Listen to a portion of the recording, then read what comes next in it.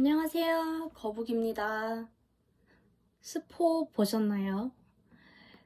FNA, Q&A라고 적혀 있는데 제가 이제 영상을 만든 지 한 달이 넘었어요.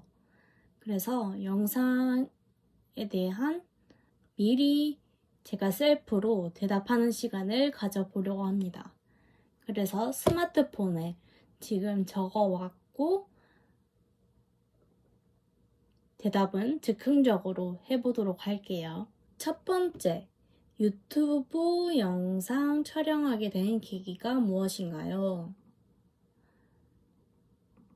유튜브 영상 촬영하게 된 계기는 제가 일단 장기 취업 준비생인데 심리 상담을 오래 하기도 했고 제가 3년 차 5월에 3년이 되거든요. 그래서 오래 하기도 했고 유튜브 해보자. 이 경험을 가지고 유튜브 해보면은 괜찮겠다 싶어서 영상 촬영을 시작하게 됐어요. 그리고 또 제가 심리 상담을 처음 할 때 생각보다 후기가 많이 없더라고요. 단발성으로 후기만 있고 지속적으로 후기 영상을 올리시는 분이 없어서 제가 오랫동안 하니까 심리 상담이 좋아서 유튜브 영상을 통해서 여러분도 한번 간접적으로 이렇구나 저렇구나 라는 거를 느끼실 수 있으면 좋겠다라고 생각해서 영상을 촬영하게 됐어요. 그리고 특히 성형수술도 마찬가지죠.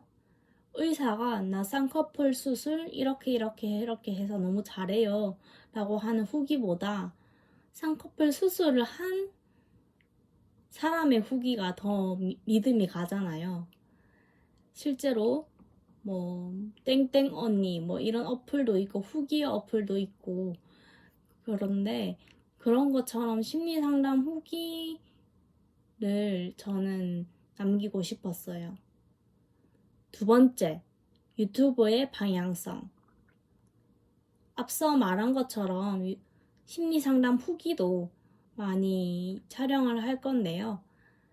더불어서 우울이나 불안, 또 마음에 관련한 컨텐츠들을 많이 올리려고 합니다. 그래서 지금 같은 경우에는 책에 좋은 문장을 쇼츠에 올리고 있어요.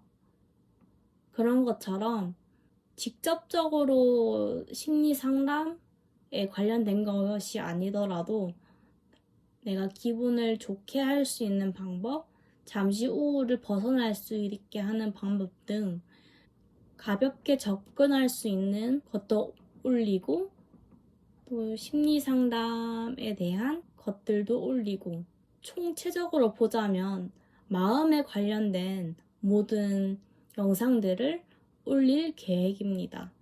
제가 유튜브를 시작하고 나서 알게 된 건데 생각보다 심리 상담에 대한 니즈가 많이 없더라고요. 저는 하고 있다 보니까 그런 거에 신경을 쓰지는 않았는데 우울증을 가지고 잘 사는 그런 삶을 브이로그로 촬영해서 찍으시는 분 봤는데 뭔가 정보 전달성의 유튜브를 많이 보지는 못했어요. 그래서 요약을 하자면 정보 전달성이 있는 마음에 관련한 또 심리 상담에 관련한 모든 컨텐츠를 한다. 이렇게 생각해 주시면 되겠어요. 세 번째, 심리 상담과 정신과 상담 두 개 다 다니는 이유. 첫 번째 영상에서 제가 심리 상담과 정신과 상담 두 개 다 다닌다고 이야기를 했을 거예요. 두 개 다 다니는 이유를 말하기에 앞서서 사실 두 개 다 심리 상담인데 편의상 심리 상담사분과 하는 거는 심리 상담이라고 제가 말을 하고 정신과 전문의와 하는 상담을 정신과 상담이라고 제가 편의상 그렇게 말을 하겠습니다. 그래서 두 개 다 다니는 이유는 생각보다 허무해요. 제가 먼저 심리 상담을 다니고 있었는데 공황장애가 찾아왔어요. 그래서 정신과에 약을 받으러 갔는데 그 병원에서 이런저런 뭐 이야기를 해서 들어보시더니 정신과 상담을 하러 가야 된다. 여기서 저는 약을 받으러 왔는데 약을 지어주시지도 않고 그냥 그 말을 이제 되풀이 하셨던 것 같아요. 결국에는 심리 상담을 다니고 있다고 말했는데도 불구하고 정신과 상담을 권유를 하시더라고요. 그래서 그때는 그냥 나왔죠. 심리 상담을 두 개 다 다니기에는 버겁고 그래서 나오게 되었습니다. 실제로 그때는 지방에 있었기 때문에 정신과 상담을 할 수 있는 곳이 3곳밖에 없다고 했어요. 대학병원에 2분이 계신가 3분이 다 계신가 모르겠는데 그분 말씀에 의하면 대학병원을 거의 가야 된다는 말을 하셨어요. 그래서 현실적으로 정신과 상담은 그 당시에 불가능했다가 또 2번째 공황장애가 심하게 찾아왔어요. 심하게 찾아와서 그 즈음에 그러니까 가까운 데 갔죠. 가까운 데 가서 뭐 이런저런 뭐 또 검사를 다시 하고 약을 받고 그렇게 했는데 제가 생각했을 때는 약을 더 받아야 될 것 같았어요. 약을 더 먹어야 될 것 같아서 저의 과거의 어떤 이야기들과 이러한 뭔가 이야기들을 약을 더 받으려고 저는 그런 얘기를 했는데 그분이 그렇게 얘기를 더 하고 싶으면 정신과 상담을 하는 곳에 가야 된다라고 말씀을 하셔서 그때 또 정신과 상담을 해야 된다라고 이야기를 들었습니다. 그런데도 그때도 지방에 살 때였기 때문에 정신과 상담은 하지 못했어요. 그리고 나서 제가 수도권에 살게 되면서 정신과 상담을 여러 군데를 알아볼 수 있게 됐죠. 대학병원에 가지 않고도 정신과 상담을 받을 수 있는 곳에 가게 됐어요. 그래서 저는 초기에는 약을 더 많이 먹어야 될 것 같아서 정신과 상담을 갔습니다. 실제로 그게 맞았고요. 그래서 심리 상담과 정신과 상담 2개 다 다니게 됐어요. 정신과 상담에서는 주로 약이나 최대한 심리 상담이랑 겹치지 않게 상담을 진행을 하다가 지금은 금전적인 문제로 약만 받고 있습니다. 지금 아르바이트를 구한 상태라서 한 2달 뒤에는 심리 상담이랑 정신과 상담 2개 다 다닐 수 있을 것 같은데 그때 또 다른 이야기를 들려드릴 수 있으면 들려드리도록 할게요.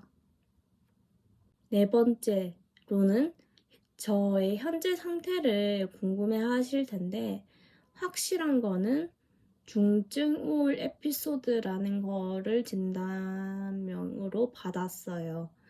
이거는 어떻게 알게 됐냐면 국가에서 지원해주는 심리상담 바우처 사업을 지원을 할 때 정신과에서 소견서를 받을 때 중증 우울 에피소드라고 적혀 있더라고요. 그래서 이거는 확실하게 현재 상태를 나타내는 게 맞는 것 같고 제가 물어보지는 않았어요. 한 번도 물어보지는 않아서 그냥 저는 제가 심각하다는 걸 알고 있어서 그냥 궁금하지 않아서 물어보진 않았는데 확실한 거는 중증 우울 에피소드가 있고 다양한 트라우마가 있다. 이거는 확실한 상태입니다.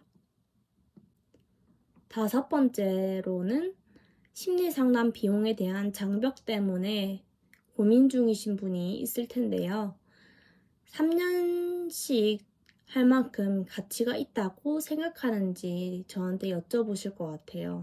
오히려 장기적으로 했을 때 정말 가치가 더 제곱이 되는 것 같아요. 지금 기준으로 1회에 10만 원 심리 상담을 하고 있는데 하루 했을 때보다 내가 6개월 전에, 1년 전에, 1년 단위로 비교를 해봤을 때는 너무나 내 상태가 다르고 제가 할 수 있는 범위가 너무 많이 달라졌어요. 그래서 단기적으로 상담을 했을 때보다 장기적으로 상담을 했을 때 상담 비용이 오히려 점점 더 아깝지 않다고 저는 느꼈고, 초기에는 제가 7만 원이었거든요. 그때는 저렴한 곳을 찾아서 가서 7만 원으로 했는데, 그때는 오히려 조금 부담스럽다고 생각을 했습니다. 그런데 1년이 지나고도 아니에요. 한 6개월도 아니고 제가 한 3회 정도 심리 상담을 했었을 때 그때 그룹 스터디 하시는 분이 뭔가 조금 달라진 것 같다고 얘기를 해주셨어요. 그게 진짜 놀랬고, 그분이 지금 저를 보면은 그냥 다른 사람인 것 같이 생각을 하실 것 같아요.